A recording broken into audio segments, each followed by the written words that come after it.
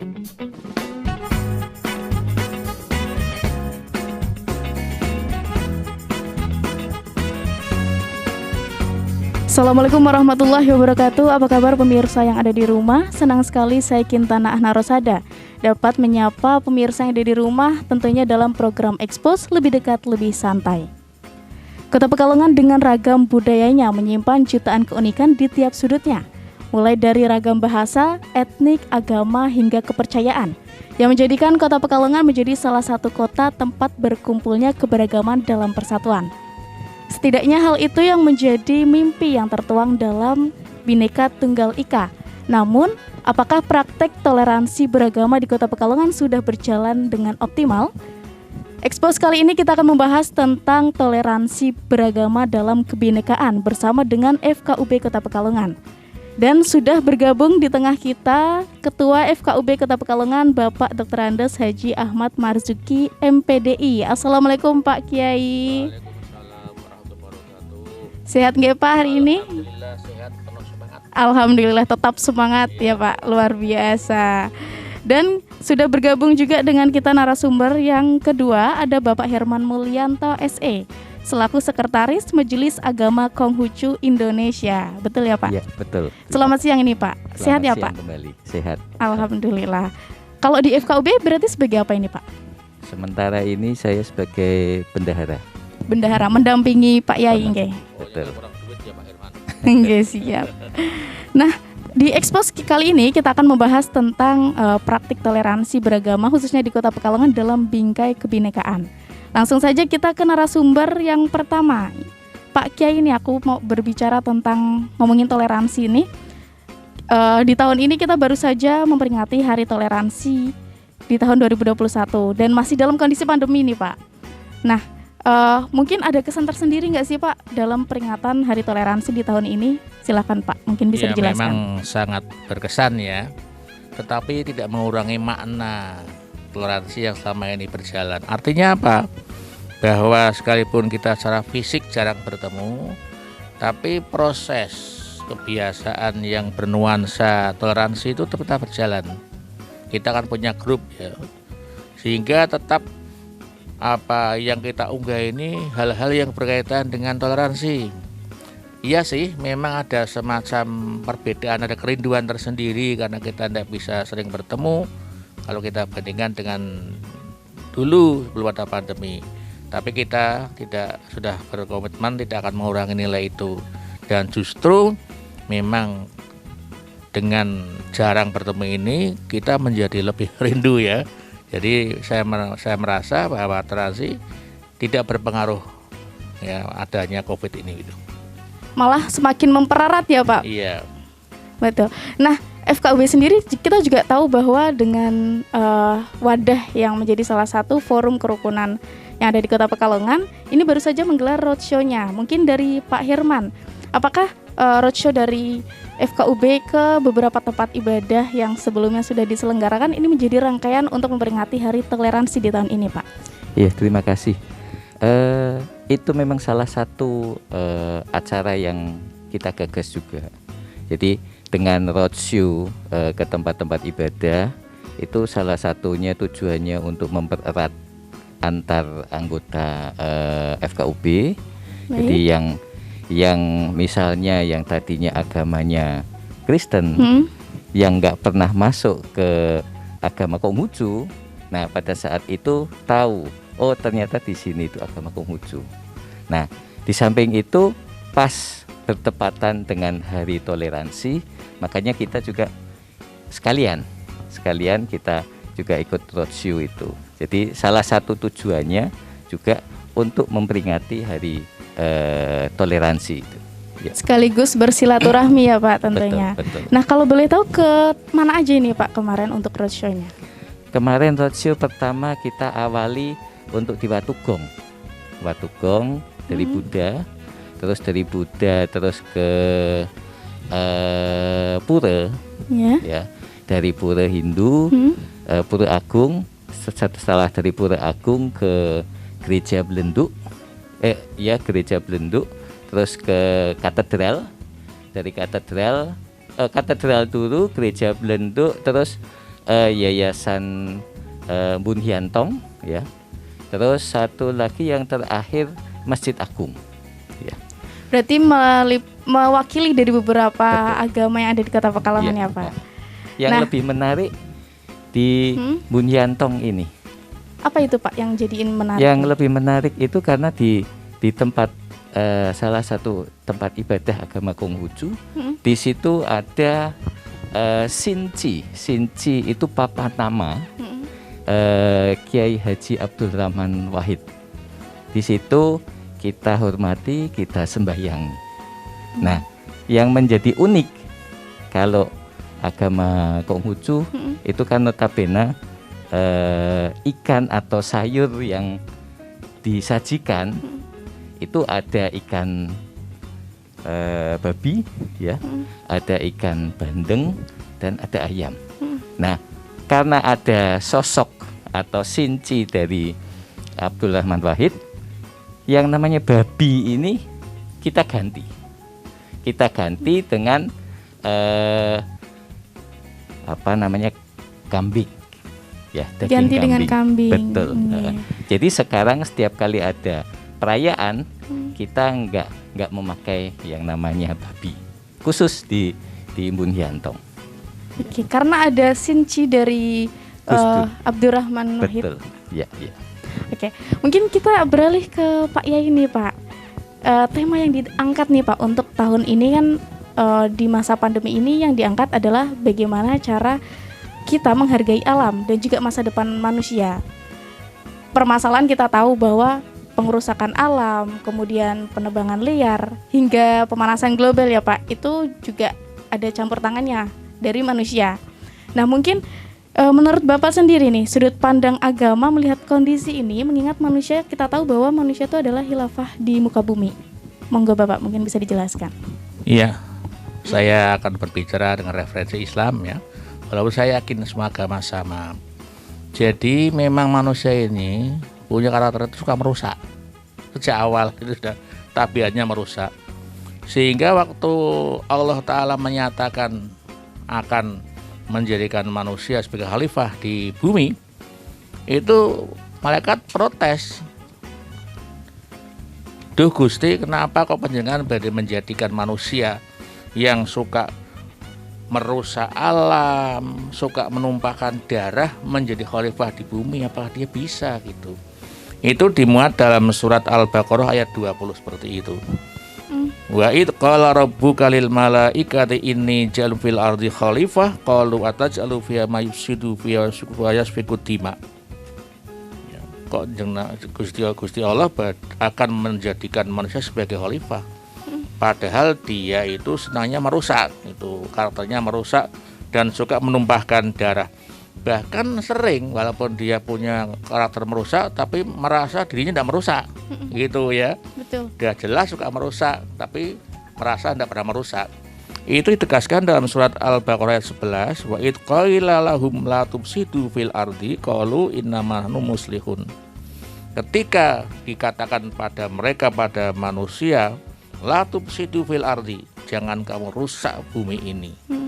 Dia malah mengatakan qalu innama nahnu muslihun. Enggak kok saya dah merusak gitu ya. Padahal kalau kita lihat parah sekali itu. Sehingga Allah Ta'ala menegaskan berkali-kali agar manusia ini jangan merusak lingkungan, baik alam maupun makhluk lain seperti binatang, seperti tumbuh-tumbuhan, itu sangat dilarang. Allah menegaskan, memerintahkan, carilah bagianmu di akhirat yang telah Allah berikan. Tapi jangan lupa bagianmu yang di dunia.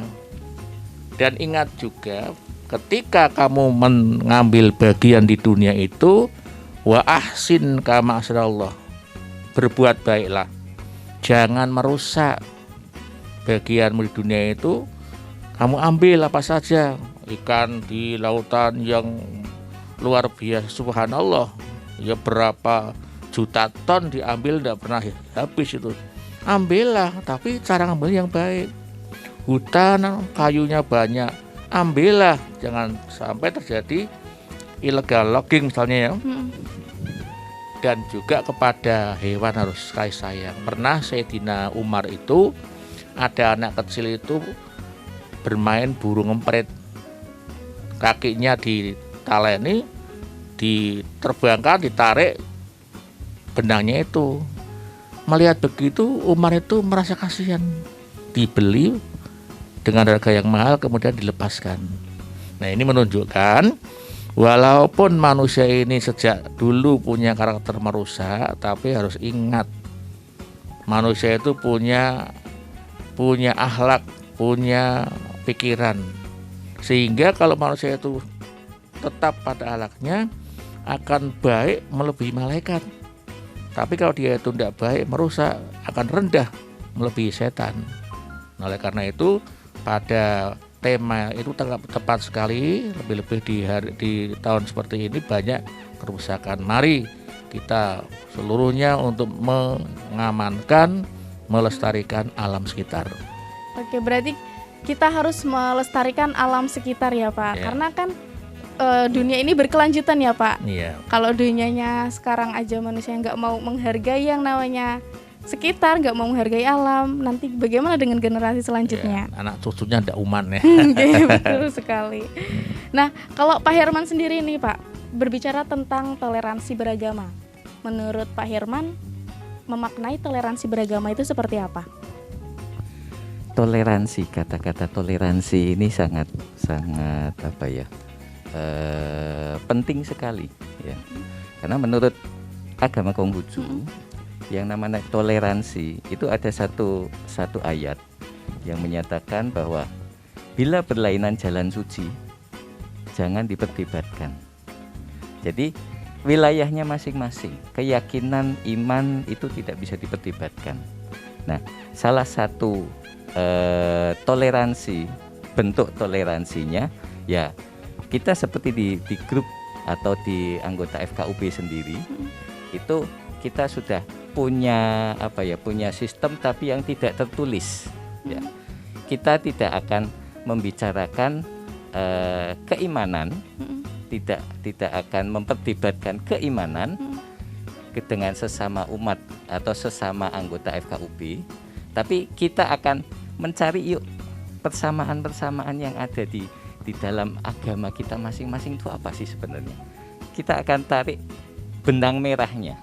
Jangan kita tarik perbedaannya. Kalau perbedaan pasti banyak.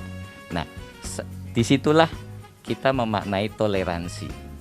Jadi kita bisa saling menghormati, bisa saling menghargai, kita bisa kemana-mana guyon ya lebih enak, terbuka gitu. Jadi tidak ada prasangka yang negatif. Itu mungkin ya. Jadi bagaimana cara kita menghargai dan memahami adanya perbedaan itu ya Pak? Betul. Nah, kalau Pak Yai sendiri nih Pak, kalau melihat kondisi saat ini dengan banyaknya ragam budaya bahkan agama, kalau melihat kondisi ini bagaimana cara kita menyikapi perbedaan itu Pak? Yang pertama, memang kita itu dibuat tidak bersama, beragam, bukan seragam, tapi beragam. Di dalam Al-Quran sendiri, itu surat Hujurat ayat 13 itu mengatakan bahwa Allah jadikan kamu itu dari laki-laki, dari perempuan, dari berbangsa-bangsa, bersuku-suku. Bahkan di surat yang lain ada keterangan yang menjelaskan manusia dicipta berbeda bahasa, berbeda warna kulit. Dipertegas lagi bahwa Allah itu tidak ingin seragam, berbeda. Di dalam surat Yunus itu dijelaskan, andaikan Allah berkehendak, semua orang akan beriman seluruhnya, semua orang akan mukmin semua orang akan muslim semua, andai kata Allah berkehendak. Lalu Allah bertanya, mengapa kamu maksa supaya mereka jadi mukmin? Itu artinya apa? Biarkanlah perbedaan itu, kita tidak usah dipersoalkan, karena dengan perbedaan ada perintah Allah lita'arofu, untuk saling mengenal, saling mengetahui. Lah, dari situ kemudian kita akan memahami masing-masing karakter. Oh, kalau agama Kristen seperti itu, oh Islam seperti itu. Ini perintahnya begitu, kita berbeda, tapi ada perintah lita'arafu. Disitulah sumber toleransi itu. Oke. Ya, dengan mengetahui bertoleransi namanya itu. Oke Bapak. Bapak maaf kita harus cut terlebih dahulu karena obrolannya makin asik nih Pak. Akan kita lanjut usai jeda berikut. Pemirsa jangan kemana-mana, tetap di Expose lebih dekat, lebih santai.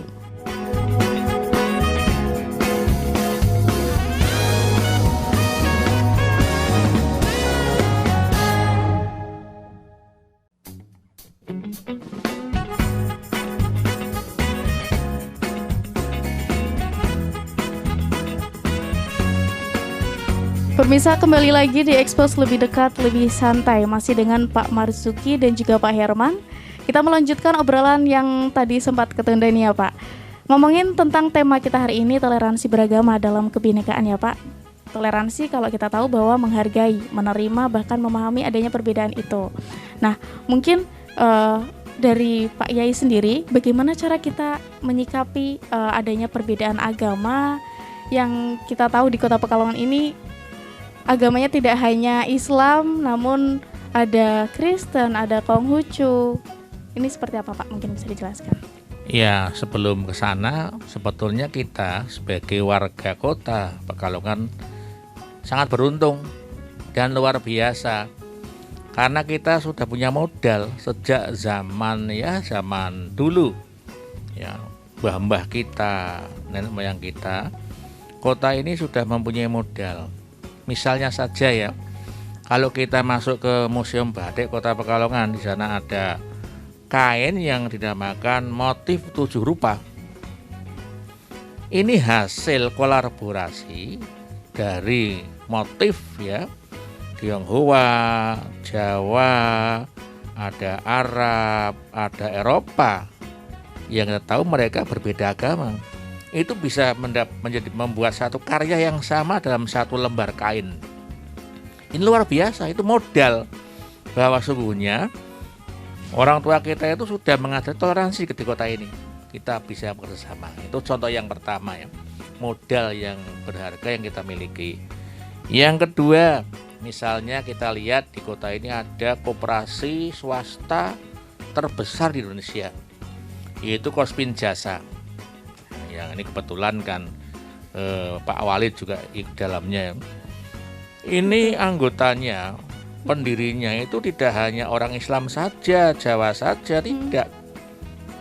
Yaitu ada orang Tionghoanya, ada orang Arabnya, ada orang Jawanya. Bahkan kalau dulu mengatakan Arwana, bahasa dulu, yaitu Arab, Jawa dan Cina. Walaupun kata Cina ini tidak disukai oleh teman-teman di Tionghoa ya, tapi sebetulnya tidak apa-apa. Wong Nabi Muhammad itu juga menggunakan kata sin dalam hadis, utlubul ilma walau bisin, carilah ilmu walaupun di negeri Cina. Tapi memang bahasa itu kan juga rasa ya, kita menghargai juga. Maka sekarang saya mengharapkan juga teman-teman menyebutkan tidak dengan kata Cina lagi, tapi dengan kata Tionghoa. Sehingga ini juga menjadi upaya toleransi kita. Ini bisa gede, bisa besar di dalam sektor ekonomi. Betapa luar biasanya ya, dalam sektor ekonomi bisa bekerja sama. Ini juga merupakan modal toleransi. Yang ketiga, saya mengenal seorang Tionghoa juga yang kalau di Pekalongan itu terkenal bakul mori, degan mori, namanya Awen ya. Jalan Gajah Mada itu ya, sebelah selatannya pom bensin. Ini dia berkiprah dalam jual beli mori bahan batik.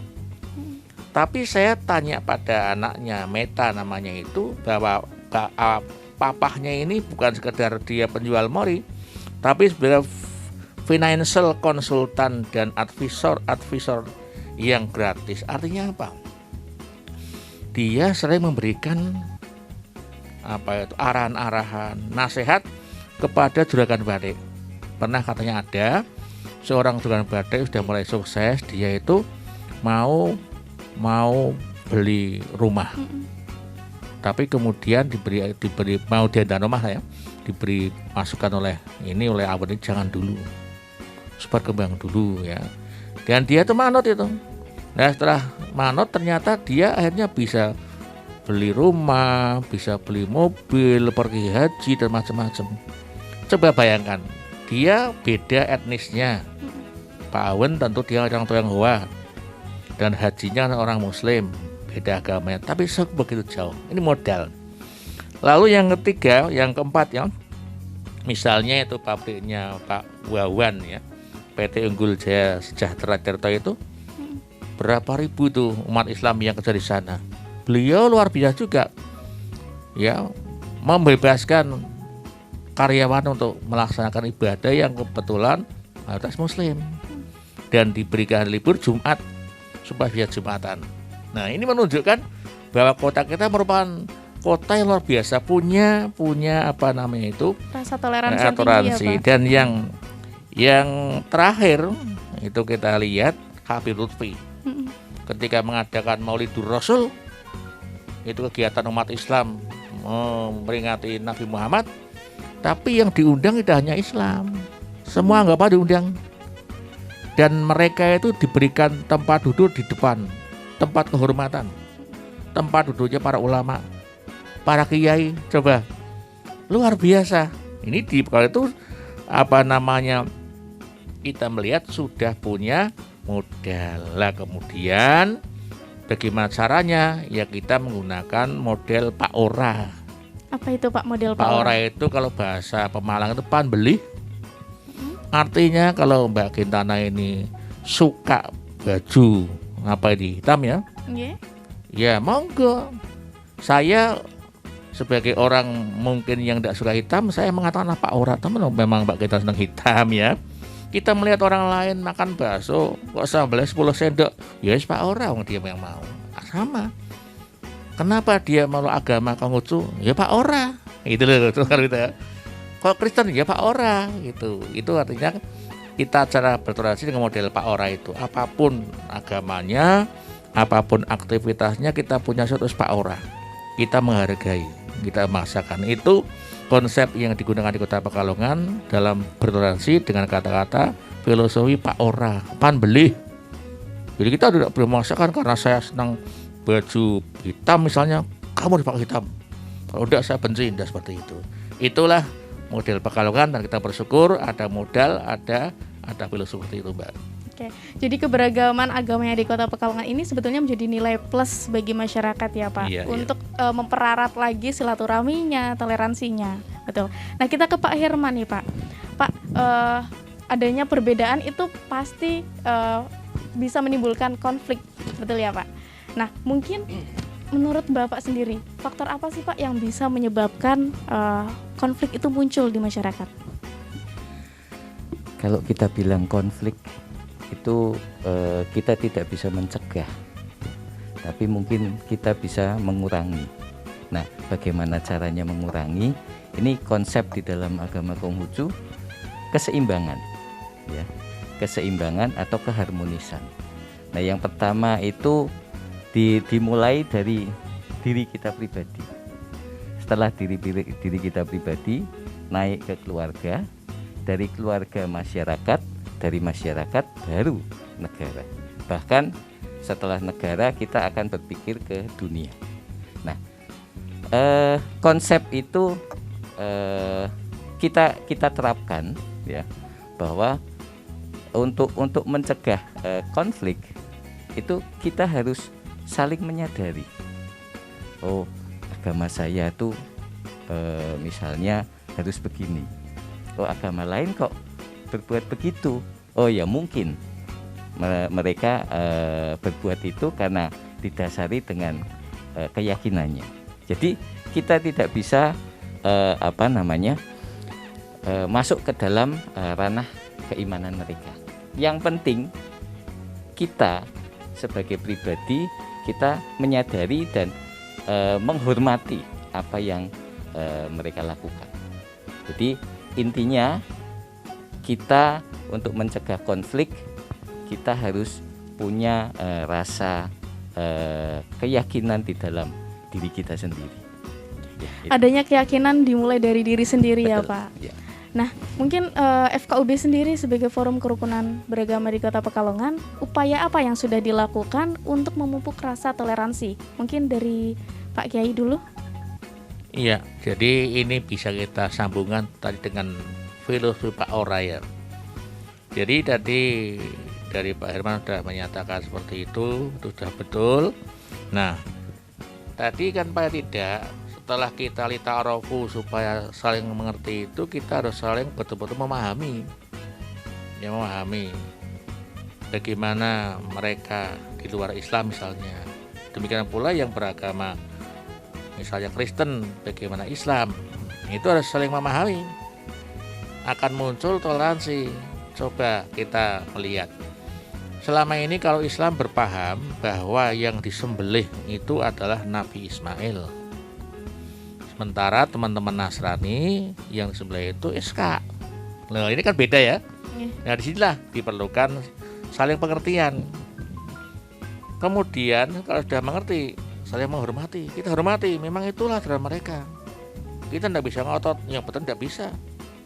Demikian pula teman yang dari Nasrani menyalahkan yang Muslim, kok kenapa mati Ismail? Tidak bisa juga. Nah, ya kemudian dengan demikian ada kesetaraan berpikir, kesetaraan berpendapat, dan kemudian kalau sudah begini, yang terakhir kerjasama. Iyalah, walaupun kita beda, kita kerjasama aja. Misalnya dalam hal apalah, mungkin dalam hal membuat sesuatu kita tidak bersama, kalau kita beda, kita sama. Misal saja ya. Nah, sekalipun kita beda, tetap tidak menghalangi keberbedaan kita itu. Nah, disinilah kemudian sangat terbangun, dan ini memang butuh proses, tidak mudah. Apalagi mau kerjasama, mau untuk kadang medek saja tidak mau, ya kan? Oh, itu Pak Herman tuh, itu bukan Islam, tidak mau misalnya. Nah, ini kita bersyukur di kota kita ini sudah luar biasa ya. Mudah-mudahan bisa berlalu dengan baik. Oke, tapi kalau dari FKUB sendiri ada nggak Pak program mungkin atau sosialisasi, edukasi ke sekolah-sekolah atau ke masyarakat seperti itu Pak? Iya, kalau itu ada, karena kita sudah merata sebenarnya itu dari bawah anak sekolah, lebih-lebih ya, guru-guru SD, SMP, guru agama, pengurus rumah ibadah, pengurus masjid, gereja, vihara, pura, litang, semua sudah kami jamah semuanya, memberikan tentang pentingnya toleransi, dan dengan tidak merasa berhasil ya, belum berhasil, tapi saya kira 14 tahun bukan waktu yang pendek, dan terutama yang sangat vital itu media seperti Bayu TV, seperti RKB. Dulu saya punya program di sini khusus, dulu itu FKUB itu ada. Ini besar pengaruhnya di masyarakat itu, sehingga kalau sampai sekarang itu ada percikan iman dari RKB itu kan mari menyebut nama FKUB, disampaikan Ahmad Marzuki bla bla bla, ada FKUB-nya, sehingga orang itu dilihat sedang tidak ada masalah. Oh, FKUB itu berarti kan itu sih ya kelompok macam-macam agama. Ini orang tidak kaget lagi. Ada Islamnya, ada Kristennya, Konghucunya. Dulu orang mendengar saja kata Kristen, kata Buddha, kata Konghucu kan alergi. Oh, itu bersama orang Kristen. Sekarang sudah begitu. Oh, Pak Marzuki itu berarti dia ketua agama-agama ya gitu. Malah kemudian dia manggil Marzuki FKUB begitu. Gitu. Ya. Karena sebagai ketua juga ya Pak. Oke. Mungkin dari Pak Herman mau menambahkan Pak terkait dengan upaya yang sudah dilakukan oleh FKUB. Di samping tadi yang sudah disampaikan oleh Pak Marzuki, ini menurut saya paling penting ya. Karena orang kalau tidak tahu atau tidak mengerti, tidak sayang ya. Makanya beberapa waktu yang lalu dari FKUB itu mengadakan acara tentang bagaimana sih sebenarnya memperkenalkan ajaran setiap agama masing-masing. Jadi memperkenalkan misal dari agama Konghucu apa sih titik beratnya, terutama satu bakti, how, kedua itu keharmonisan di dalam rumah tangga dan di dalam kehidupan. Dan yang lainnya itu masing-masing memaparkan, oh yang agama Kristen itu begini, agama Katolik begini. Jadi kalau kita tahu, ya seperti tadi, oh yois Pak Ora, kata Pak Ora ya Pak. Pak Ora Nggih. gitu. Oke, berarti bisa kita simpulkan kalau toleransi beragama itu bagaimana cara kita bersikap untuk menghargai adanya perbedaan itu tentu ya Pak. Dan pemirsa, kita akan kembali lagi usai jeda berikut. Jadi jangan kemana-mana, tetap di Expose Lebih Dekat Lebih Santai.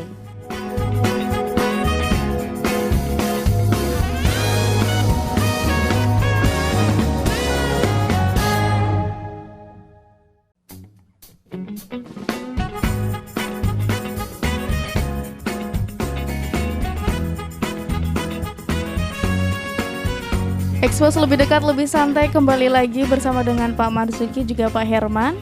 Kita masih membahas tentang toleransi beragama dalam bingkai kebinekaan Pak.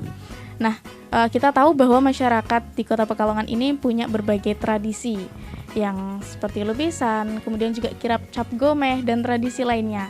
Nah, menurut dari Pak Kiai sendiri, melihat adanya perbedaan kultur ini Pak, apakah ini bisa menjadi perekat toleransi yang ada di masyarakat atau justru akan menimbulkan perbedaan atau kerenggangan ini Pak?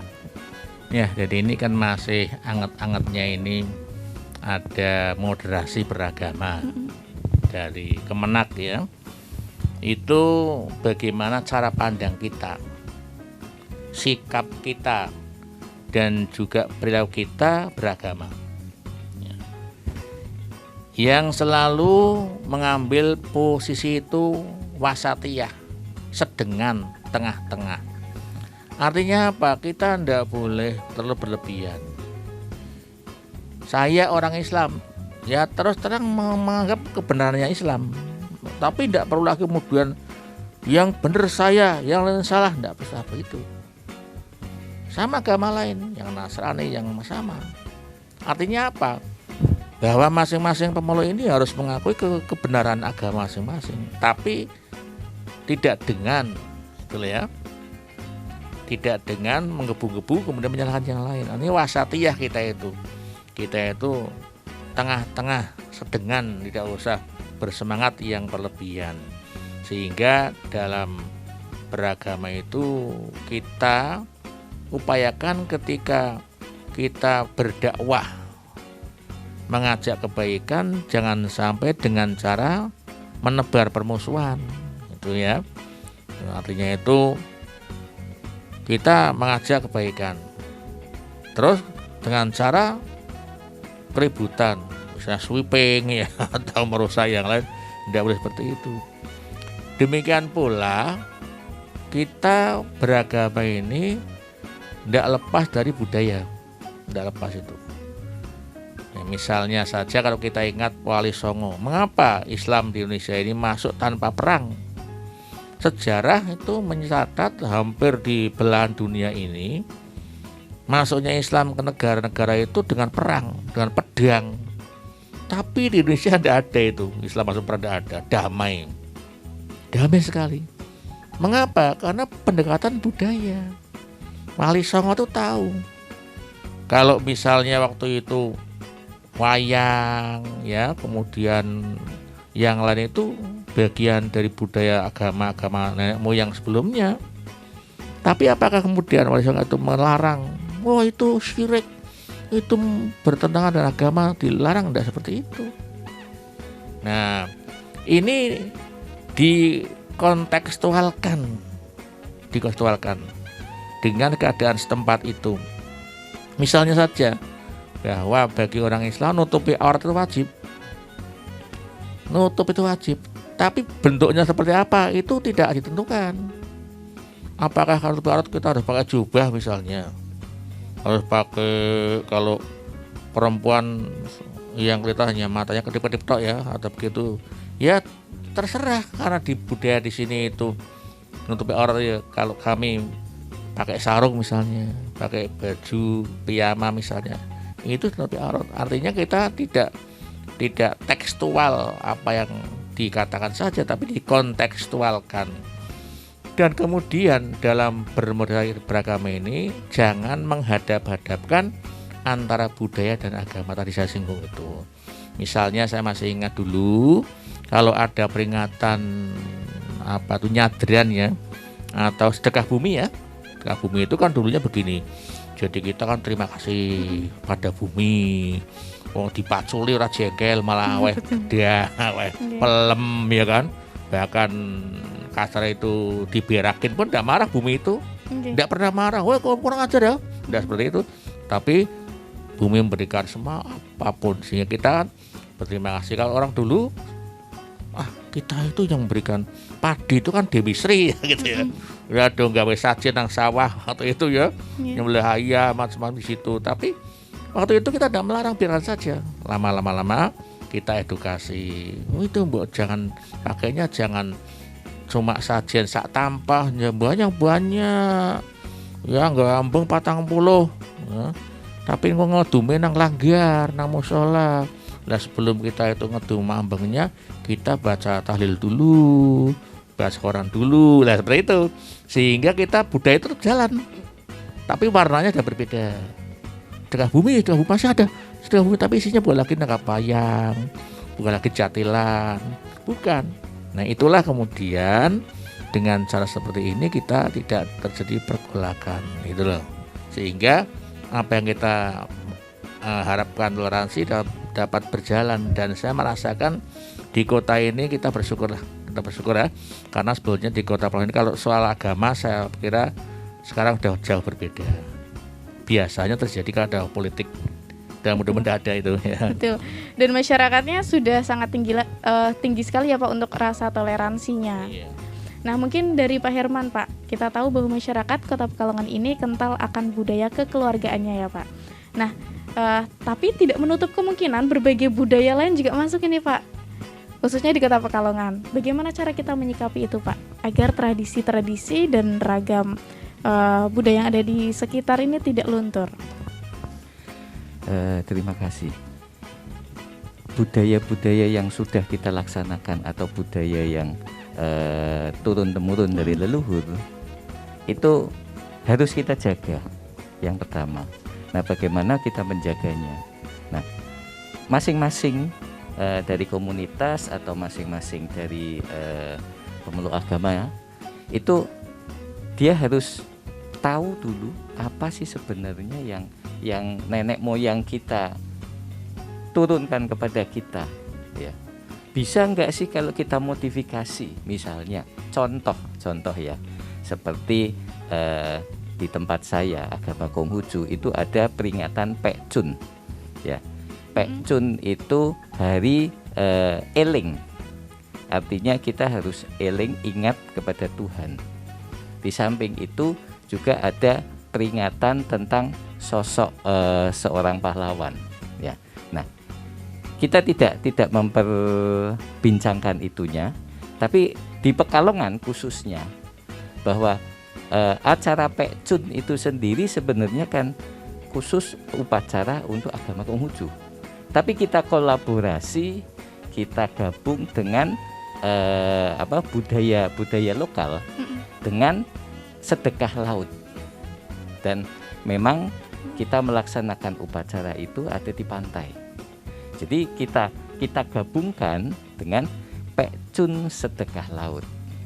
Nah, jadi itu akan lebih sejalan dan kemungkinan menurut kita itu tidak ada konflik, tidak menimbulkan konflik. Bahkan kalau saya lihat itu banyak berbagai macam masyarakat latar belakangnya, ada yang dari Muslim, ada yang dari Kristen, ada yang dari agama lain, ikut berbondong-bondong ikut merayakan itu.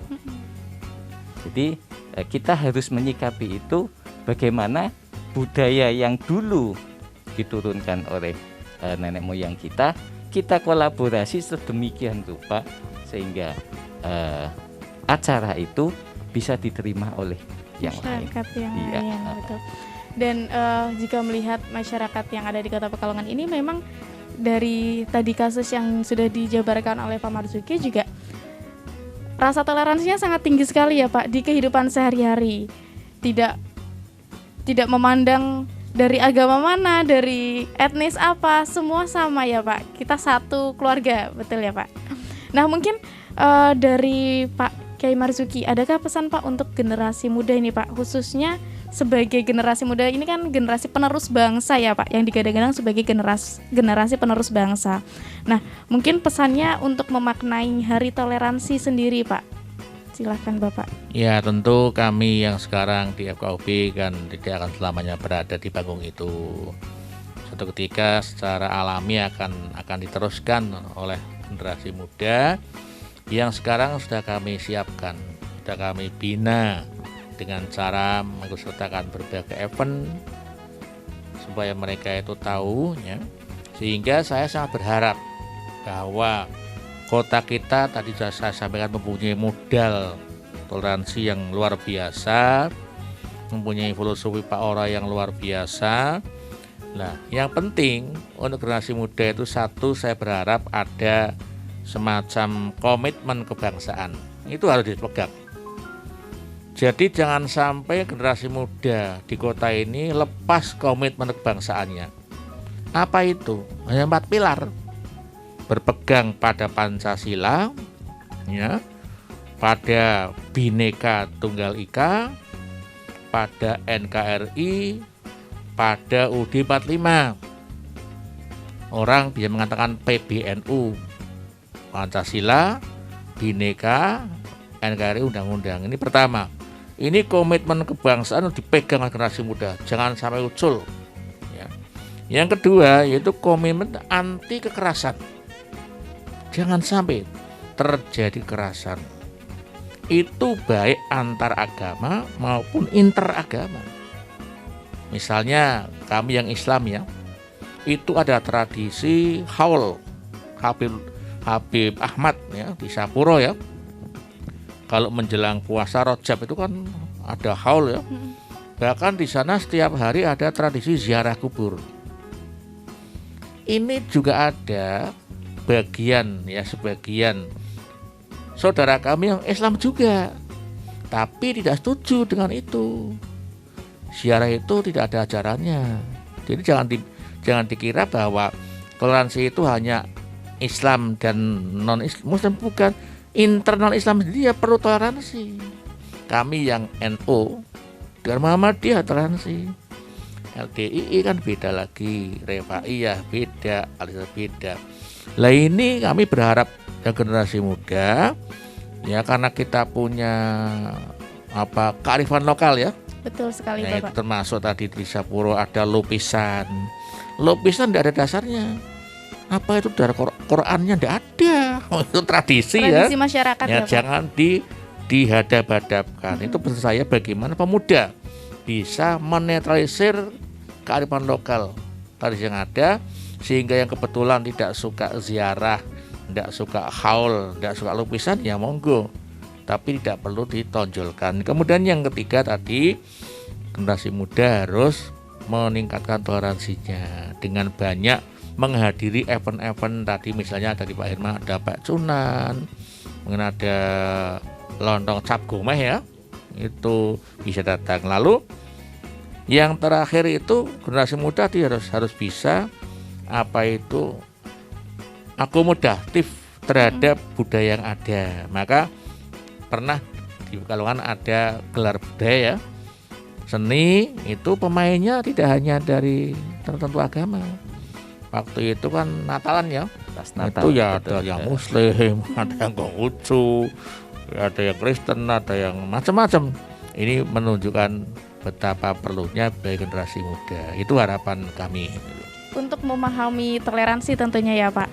Nah mungkin dari Pak Herman sendiri harapannya ke depan ini Pak untuk generasi muda dengan menyadari toleransi keberagaman yang ada di Kota Pekalongan. Kalau dari saya mungkin sederhana ya.